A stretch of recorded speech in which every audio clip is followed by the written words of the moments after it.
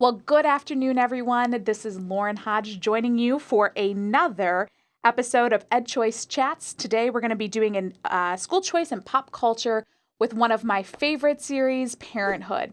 So for those of you who know me and those of you who do not, my name is Lauren Hodge, and I'm a state director here with EdChoice.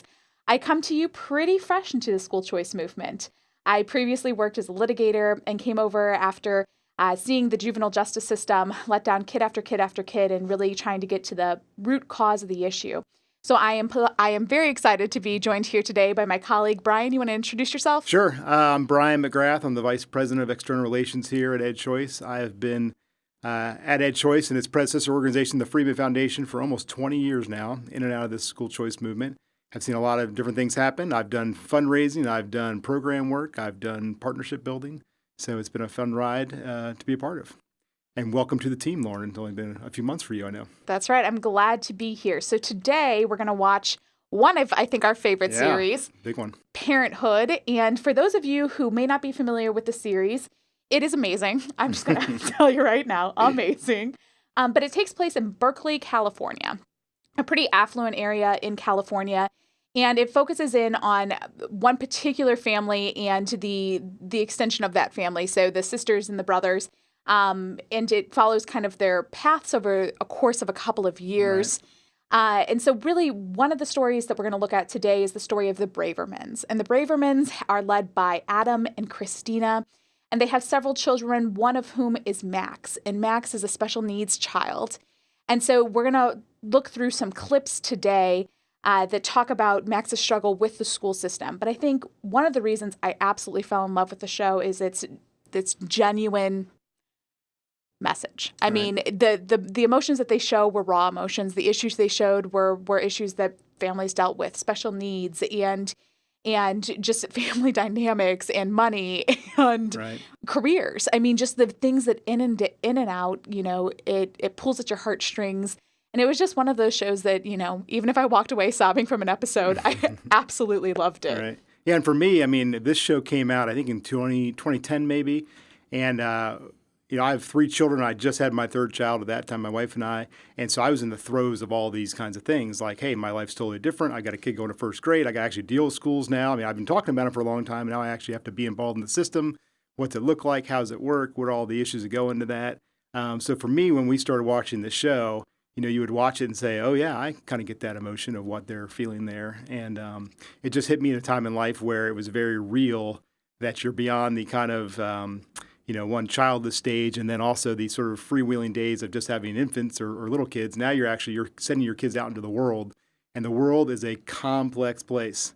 So anyway, that's why the show always appealed to me, is that I could, not that I could identify exactly with all their plights, but identify with the complexities they had to face every day, and what was, admittedly a suburban, affluent lifestyle. This is not, some hard knocks place. This was the, one of the wealthiest parts of the country. So anyway, that's why the show always appealed to me, because I could, in that part of my life, it hit home in a lot of ways. Well, that makes a lot of sense. I know as I continue to rewatch it, I pick up, I think, new things each time that I see it. So I think the first clip that we're going to see here today is involving Max and a behavioral therapist. And so just a little bit of background for those of you who may not be familiar with the show. Max is the middle child in the Braverman family. He's got an older sister and later on a younger sister that'll come along. Spoiler alert, right? That's right. And so he had been struggling with school for a long time, struggling behaviorally for a long time. And so eventually it comes out and he is diagnosed with Asperger's. And while that's not a now recognized diagnosis, it was a very real issue for Max to contend with. And so one of the things that his parents were able to do is hire a behavioral therapist. And so this clip is the very first interaction between the behavioral therapist and the character Max. Deal, okay? Every minute you play one of these games, you get a sticker. I have a whole bunch of them in my bag here, all right? So you get up to 20 stickers, cash them in, you get the book. What do you say? How about I get the book first, then we play the game? I know how you feel, because you know what? I used to always want my dessert before my dinner, and it always turned out I had to have my veggies first, so... Yep. Forget it then. Max, honey, you know Max. what? Why don't we go get a cookie? That You wanna might- get a No, cookie? no, no, Yeah, no sure. cookies. You gotta stick with the plan. You're gonna be Okay. okay. Sorry. Okay. Max, no cookie today. The reward is the book. I want the book. So we're gonna have to play a game. No, I Okay. want the All right, book. You know, Well, when here's he the has deal. that tone, all bets okay. are off. He's gonna That's lose okay. it. He's gonna That's lose okay. it. Listen, Max, nothing here is gonna change unless you put Guacamole back in the cage. You make the choice. Sorry, guacamole.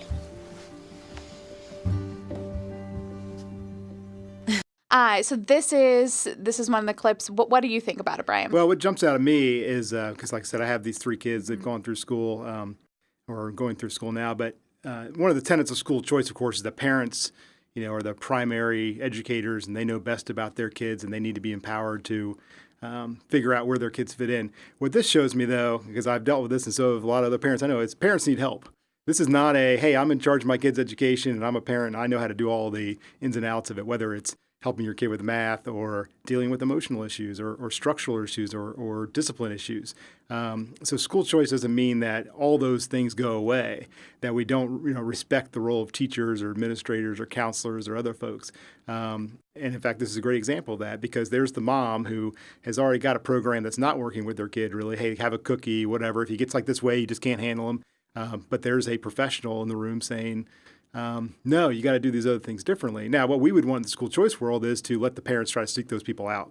Let the parents maybe use some of the dollars associated with their kids' education to seek those services out. So, for example, many states have things like course choice and course access now. So why they couldn't use those kinds of resources to access those things for their children, is beyond me. But that's what struck me in this scene was that, I've gone to parent meetings, I've gone to teacher counselor meetings, so-and-so's not behaving, what do we do? And you go in with all these preconceived notions, but sometimes the people in the room, they do care about your kids' well-being, and you just need a little help as a parent. Well, and I think contextually, what sticks out to me with this clip is that, and you and I both chuckled at the same part, where for those of you who are listening and can't see the clip, the behavioral therapist says no, when you make a deal, you have to stick to it, and the mom, Christina, kind of sits up straight and she kind of shakes it off like, oh, I didn't even know this was an option anymore. Yeah. And so one of the things that always, reminds me in this scene is the relief that comes not only to the Bravermans in this clip as a family, but to the teachers and to his behavioral. At this point in time, Max is still in a mainstream school. He's attending, but he's causing issues, and he's disruptive in the classroom.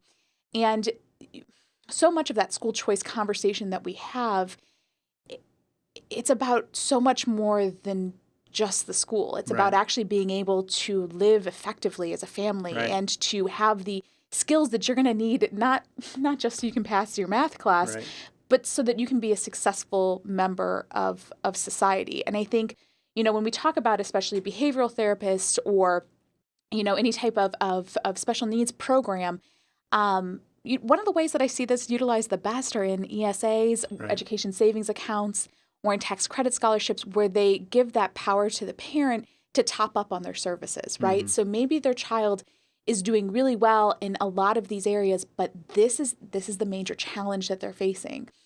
And as you see throughout the progression of the show, Max becomes this beautiful, wonderful character over time. Spoiler alert.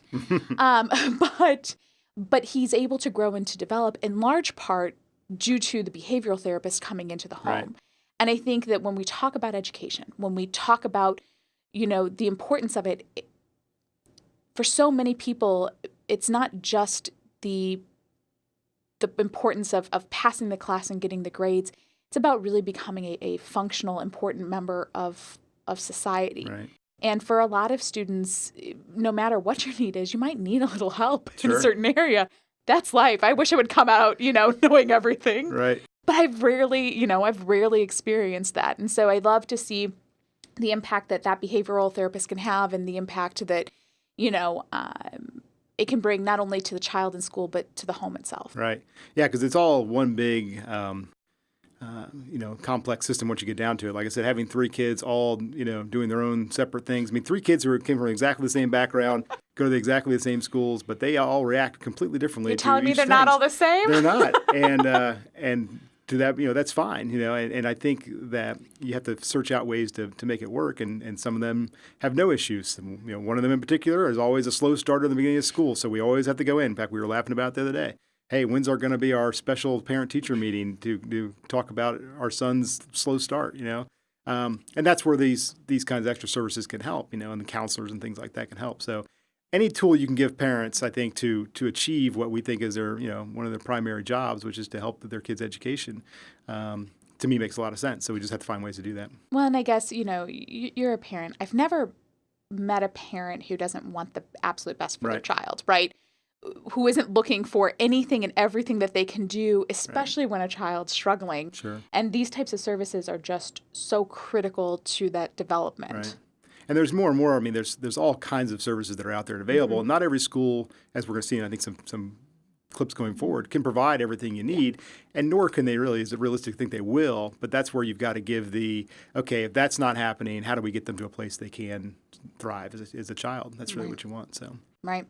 All right, so should we move on to our next clip? So our next clip is Max and Christina being to a parent meeting. Parent meeting. I know a lot about this. This is right up my alley. So this should be home territory for you. So Max and Christina are called into a parent meeting after finding out that their son is struggling in the classroom. Right. And I think for those of you who are listening and not able to watch, Max is a couple years older here. So he's had the behavioral therapist. He's in this public classroom, and this is kind of the context for the clip. You ready? Yeah. I filled Principal Radford in on the situation. He thought it'd be best if he joined us. Oh, good. So we can talk to you about how you've decided to let it work independently in the library. We've been in these seats a lot this year, haven't we? Yes, we have. No, I understand your frustration. I don't think you do. Otherwise, we wouldn't be sitting in these seats again. Mr. Braverman, you're absolutely right. Mr. Wyman should have contacted you when the problem started. And for that, I apologize. Thank you. But here's the bottom line. Max has trouble learning in a mainstream classroom environment. Mr. Wyman has trouble teaching when Max is there. Right now, no one is winning. I know the solution is not ideal, but for now, the best we can do is tell you that when Max has a tough or disruptive day, he'll be sent to the library to work on his own. I think that's a good solution for everyone. I disagree. I think that he should be in the classroom with his peers. There has to be another solution. Can he at least be transferred to another class? We will look into that. However, at this time, I can assure you, we are utilizing all of our resources to serve Max. So what, that's it? That's what you're gonna do, that's it? That's not what I'm saying at all. I'm saying it's a tough situation, and we are doing our best. Well, I think that your best is unacceptable. I really do. Wow, that is a packed clip. And for those who are listening, Max was being sent out of the classroom. He would become disruptive while the teacher was teaching. He had read all of the books and knew all of the facts, and he would just start kind of sharing them with the class. And so when he became disruptive, the teacher was sending him to the library. Right. And apparently this has happened a lot because he suggested himself, library time, and they're like, yeah. So so not a new thing. Well, I'll start on this one since I have so much experience in parent meetings. That's right.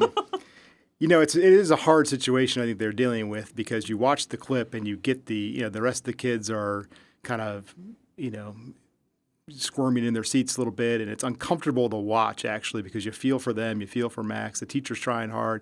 There's really the guy says in there, no one's winning. Truthfully, no one's trying to lose it either. And I don't think this guy, this teacher doesn't wake up every day and think, how can I get this kid out of my class? That is not the case, I don't think, with teachers, whether they be in public school, private school, or whatever. So it is a hard situation, but I think this is a great example of where sometimes the school system or the teachers or the administrators' sort of goals and objectives and solutions do not align with the parents' desires. Right. And that's what this really comes down to because the parents, the Bravermans, want their kid in a normal situation, and he's not exactly fitting in there. And that's a hard situation to deal with. I can tell you it happens all the time. Every one of my kids through their elementary and middle school years now has had a child who's disruptive in class. Sometimes they have special needs. Sometimes they don't. Sometimes they're just a rowdy kid. The kids tend to find a way to deal with it. But these are things that happen every single day in school. So again, it's one of those things that, given an opportunity to move a kid somewhere where maybe he's got maybe it's a different different environment in school that he feels more comfortable in. Maybe it's smaller classes, maybe it's a different kind of teaching style. Who knows? But the system we have now in public schools is just not designed to deal with every situation like that. Right. Well, and I think, so much of what you say is true. Nobody in that classroom is out there to get Max, right? Nobody's trying to lose, as you said. But you do hear we're 29 students. Right. We have 29 other kids that are in this class, and this is the problem. I can't handle this. Right. And, it's one of those things where, the school choice movement, at least in my mind, it's not about demonizing any particular school setting or any particular teacher style or teachers. It's about recognizing that not every kid is the exact same. And for some kids, a different style or a different place might be ideal. I think for those of you who know the show, you know that one of the same period of time, one of Max's other teachers takes away his chair. And what he finds is that Max does really well if he can stand up. He's better at paying attention, and he can exercise some of that extra energy that he has. And that's an example of a unique teaching style that teacher was able to deploy. But not every teacher is able to do that. Not every classroom is able to accommodate that. Right. The other thing that I think is really interesting in this piece, and for those of you that are listening, you're not able to see it, but it's a situation where the parents are sitting together at the desk, and then you have the administrator, the principal, standing over them saying, this is the solution. This is the best solution I have at this period of time. And you've probably sat in desks like that in your parent meetings, right? That power dynamic is very difficult, I can imagine, because you have somebody saying, you're supposed to trust the principal, you're supposed to trust the teacher, you're supposed to trust the administrator. They're the professionals. Right. And they're telling you this is the best.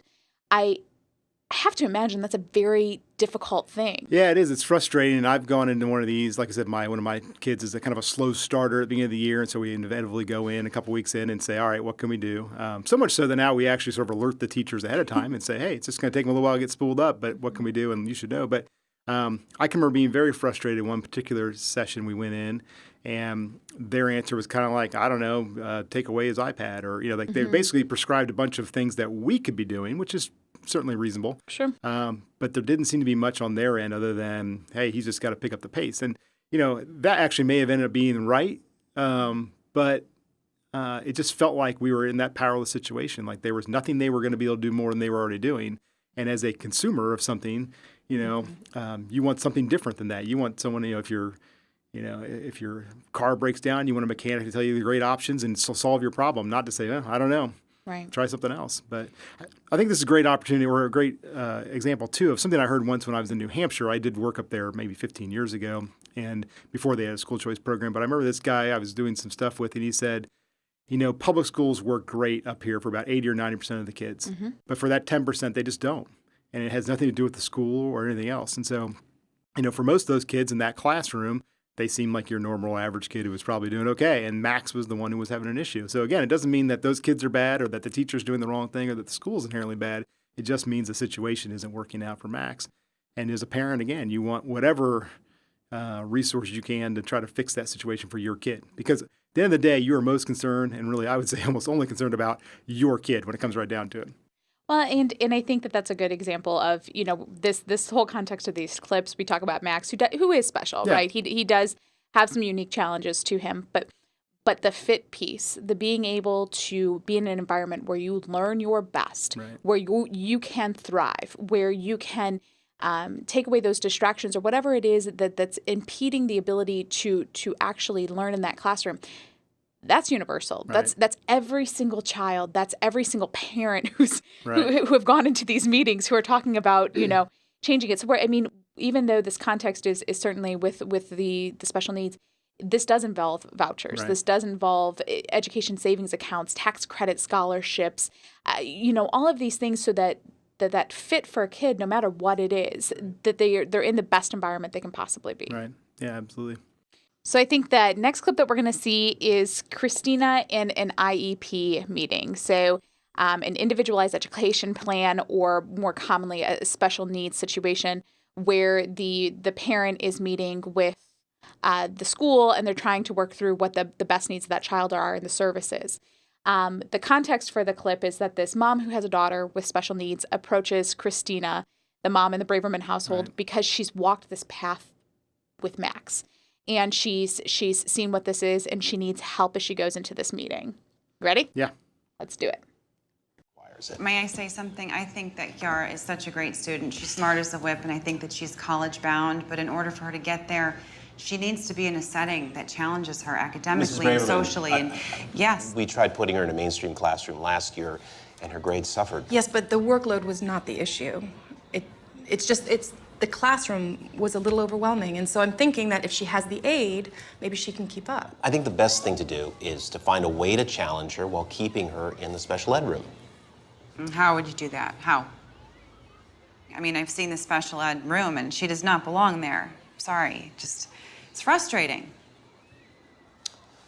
What if we offer an additional check-in each day with the special ed teacher, Mrs. Crumley? I think bringing the check-ins from 2 to 3 will help the child tremendously. Okay, that sounds like it could work. Good. All right. All right. So I guess if you're right, I'll start this one. That's right. So this was, a parent IEP meeting, and you can almost sense the tension from the clip. Right. The mom is sitting there, and she starts off with, "I'm not feeling good." I mean, right. You're there, and had she not even had Christina with her, it would have been one with 3 people sitting across from her that, know the system, know the rules, know what's available, know the resources, right? There's a lot of knowledge that sits across from her, but at the same time, this mom knows her kid. Right. And, you can see from the clip, she is visibly anxious. She's visibly frustrated by this process. And I think, what's so interesting about it is that she comes in with a solution, right? I'd like to see this happen. And it's automatically dismissed as, and that's not the way, we don't see these types of gains in high school, and we don't want to do that unless it's absolutely necessary. Right. So the counter solution that's being provided is simply a check-in. I don't think you can tell me what you think. I don't think she was ultimately happy with that solution, right. But you saw her kind of become resigned to it, right. Where she's like, well, okay, I guess if that's what you think will work. And so often, parents that are going in, they know their kid the best, but they're sitting across from people that are professionals that you were kind of told, put your faith in them and trust them, and for good reason. I'm not saying, like right. You said, no one in here is a bad actor. It's simply the context of sitting there and being told, well, this should work. Well, okay, I guess we'll do that. Yeah. And so that tension from that meeting, I wonder how many parents walk away from meetings, sure, where you kind of say there was no real outcome there that's viable, or you walk away with that unsettled feeling of I don't feel like this is actually a solution. Right. Yeah. What struck me about looking at that, and if you couldn't see it, both sides seem. Well, the mom seems she seems powerless from the beginning. Yeah. She seems very nervous, and the other guy, the administrators on the other side, kind of come in and they seem much more businesslike because they're going through this meeting. This is their job that day, is to check this box of we met with so and so and we came up with some solution. And again, not that they came in waking up that day thinking how they could make this woman's life miserable, but in a way, she's powerless to do much, and they seem a little powerless to do much. The situation doesn't seem like it can be resolved very easily because there are some limitations on what schools can do. Absolutely. And I think you're right. She sort of is resigned to whatever they come up with just because it seems like it's something different, or maybe it's but it's just not the exact same status quo. But this is almost like a perfect advertisement for ESA, right? Right. This is exactly why ESAs exist, because there are just some places, some instances, some kids, some schools, whatever, where it just doesn't work out. And rather than trying to constantly take those kids and run them through a mill that's not going to work, let them go somewhere else. And so that's what you're begging for in the end of this, is they would find some way to say, she's apparently a bright kid, she's got all this talent, but she just isn't working out there. And that's where you start to think, if you look at this from an outside perspective, like how many of those kids are out there?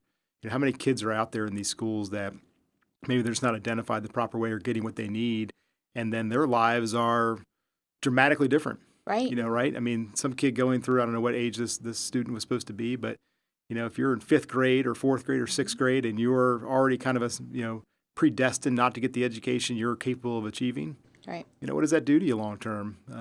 It's harrowing to think about, really. So well, and it identifies what I will refer to as the in-betweeners, right? Yeah. So she doesn't belong in the mainstream, she doesn't belong in the special ed, but where is there to go? Right. And I mean, for those of you who know the series, you know how this ends up. But this is the importance of innovation, right? And innovation in education.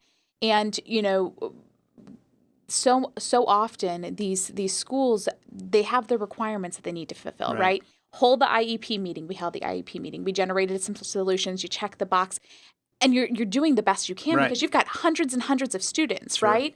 So no malintent that's created there, but this is why schools like charters, this is why places need to be able to innovate, to be able to, or private schools need to be able to innovate and say, okay, we're going to do this a little bit differently. Maybe you do need somebody that sits with you in the class, or maybe you're really good for this period of time and then you have to be pulled out. And so when we talk about regulations, when we talk about, a lot of these schools are fighting uphill battles, right? They have their check boxes that they have to mark off. And yet, there are these really great private schools. There are these really great charters where these kids can get access to resources in the way that you need. And also, the impact that has, like you said, on other students in the classroom, right? So we don't want to interfere with other people's ability to learn. That much is clear. But at the cost of what, right? So we don't want to have students that are in the classroom that are disruptive, that are going to disrupt the rest of the class, but balancing those. That's a lot to ask from a class of 30. It is. And a lot to ask from teachers. It's a lot to ask from this is the fallacy of what we've created is a system that is supposed to serve every kid. There are 50 million kids in school or something like that. Basically, and the outcome is supposed to be perfect for all of them. That's sort of the aspiration, right? They're all going to succeed. And it's impossible. We're giving the system of schooling we've created the way we do it now. It's an impossible task, which is why innovation and things like even allowing people to access other kinds of schools, whether it be private or homeschool or all these other things that are out there online, whatever it may be, that's the way it has to go if we're gonna try to raise the level of success stories for some of these kids, for sure. Well, and I think, going back to your point with New Hampshire, Indiana, we're based here in Indianapolis, and Indiana's had choice for a very long time. The public schools are still up and running. Sure. We're talking about taking that segment of the population that it's not working for. Right. That's certainly not every single, student. And so when we talk about school choice, it's important that, everyone should be able to have that opportunity, right? Just because you're born into a certain zip code or born into a certain family.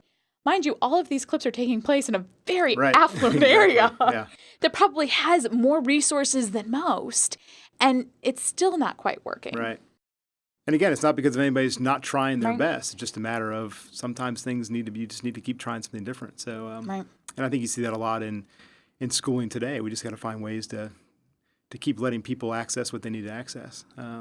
Actually, I have this one quick sort of thing that reminds me of this. I have a friend whose parents are public school teachers, and he's adamant about supporting the public school, and he's always questioning me about my advocacy for this issue. But anyway, and we live in the same neighborhood, so his daughter's having a tough time in reading class a couple of years ago, and I said, hey, would you ever consider pulling her out of the school? And he said, well, yeah, I guess if she just doesn't get over the hump, I would. And I said, well, does that mean you're somehow condemning that school? Don't we all love this school? And he said, yeah, we do. And I said, well, there's your school choice, But he had always viewed it as it was us saying no, that schools were bad or teachers were bad or whatever, and that's just not the case. No, that's absolutely. I think that hits the nail on the head. Yeah. Should we turn to our last clip? Absolutely. This one's a tough one for me. Yeah. You're so smart and you're hilarious. If I'm smart and hilarious, then why do they hate me? They don't hate you. I promise. Trevor peed in my canteen. I'm gonna kill him. He said he did it because I'm a freak. I am a weirdo freak. You're not a freak. I think he's right. Oh, he's an asshole. He's an idiot. You're not a freak, honey. I think I am a freak.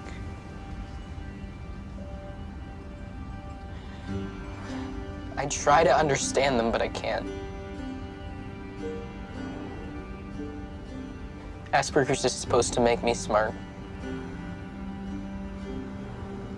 But if I'm smart, then why don't I get why they're laughing at me? They all do it, even the nice kids. Even Micah.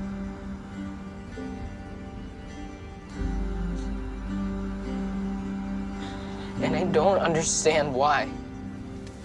I don't understand. Okay, buddy, it's okay.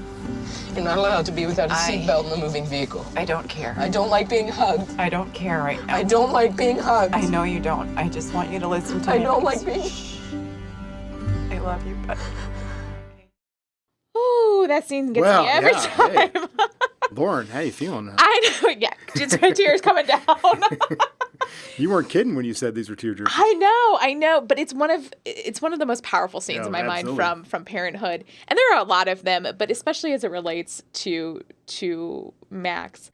And so, just for a little bit of context from this clip, he's about 8th grade here, I think, because it's before he starts high school, and really that realization. I am a freak. Right. I mean, how many times in that clip does he continue to push back?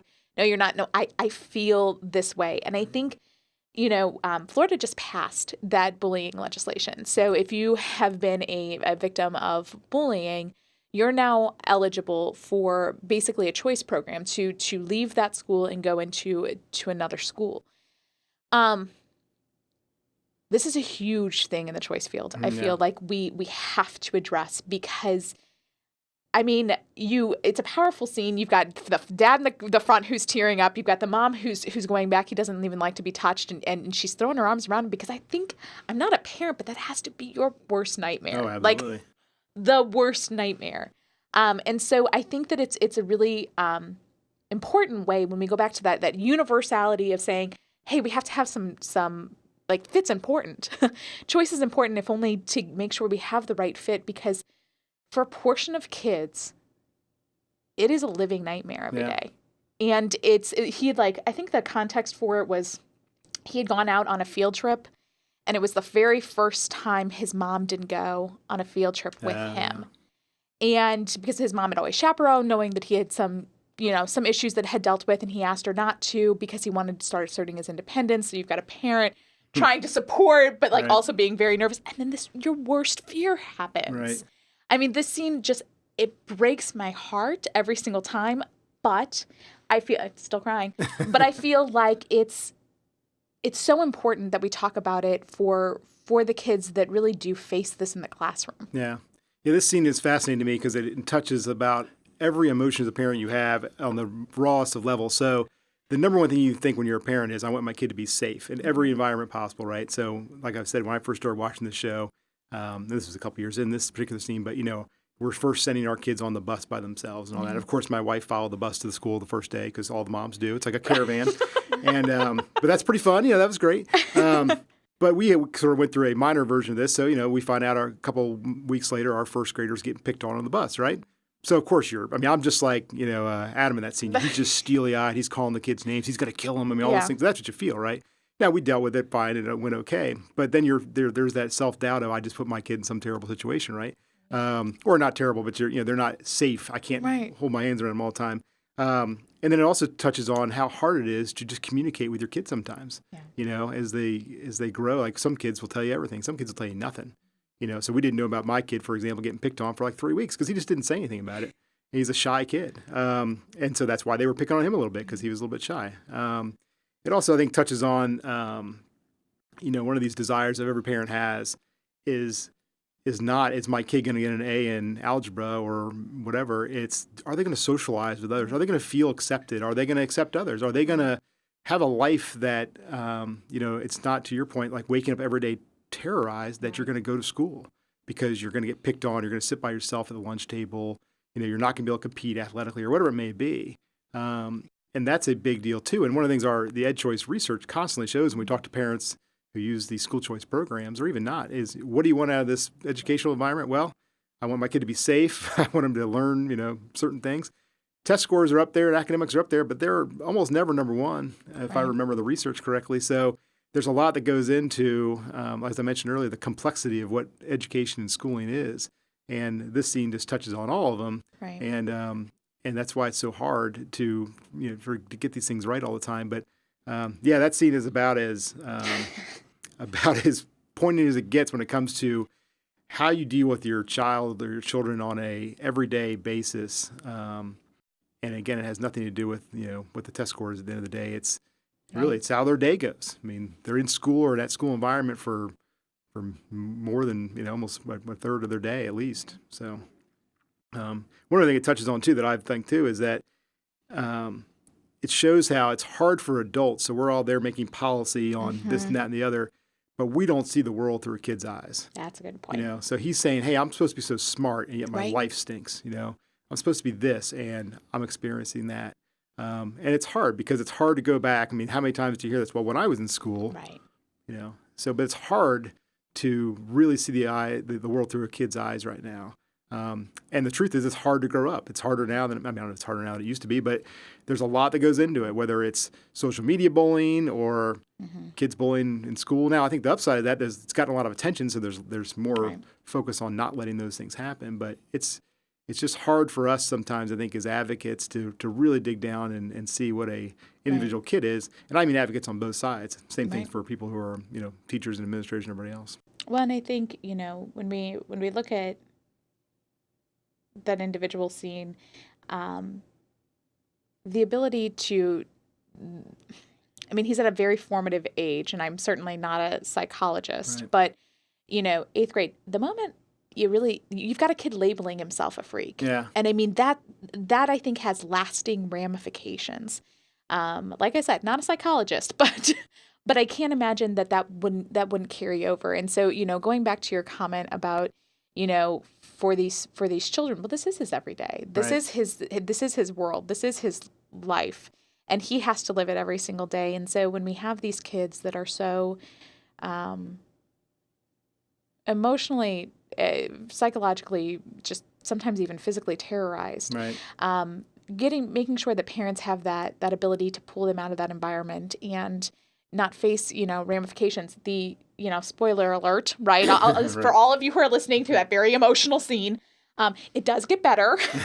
And it ends up with a charter school being created by Max's parents, Adam and Christina. Yeah.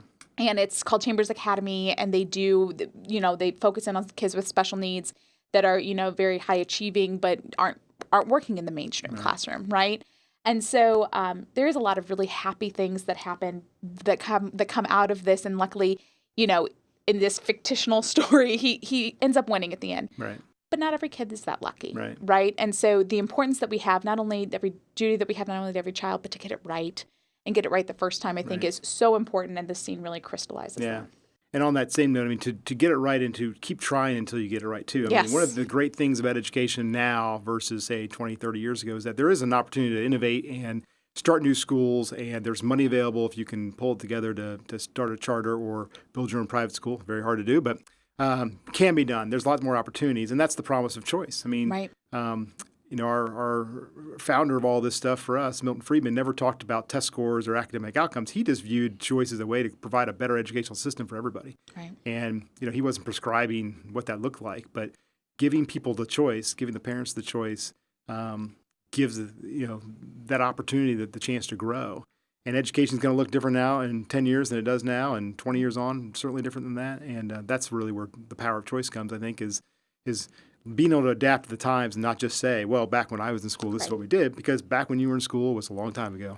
That's right. School's different now, and it'll be different forever. So, well, Brian, I think we covered a lot. I think we covered charters, we covered educational savings accounts, tax credit savings accounts, special needs. Good podcast. Yeah, well, and you only cried once, so that's good. You showed a lot of courage in that. Only one time. I'm going to be honest. I've watched that clip like 8 times and have cried every single time. That's a tough one. I watched that one too. It sort of gets your ire up about a bad situation. So yeah, thanks for participating in it. We got a few things to encourage you all to do. So if you have new pop culture series ideas, send them our way. You can email us at media@edchoice.org. And if you've got a show that you found somewhere along the way that dealt with school choice issues, we'd love to Love to have it too. Subscribe to us at SoundCloud, iTunes, and Stitcher. I have to admit, I don't know what Stitcher is. Somebody out there does. Somebody knows there. If you know what it is, join up on that one. Follow us on social media at EdChoice on all the normal channels. And sign up for our email, especially at the website. The website is edchoice.org. There's all kinds of great information there about all the programs we tried to touch on today. And that's where you can find other pop culture series or podcasts as well. So, Lauren, it's been great. We'll have to do it again sometime. Sounds great, Brian. All right. Thank you. Bye-bye.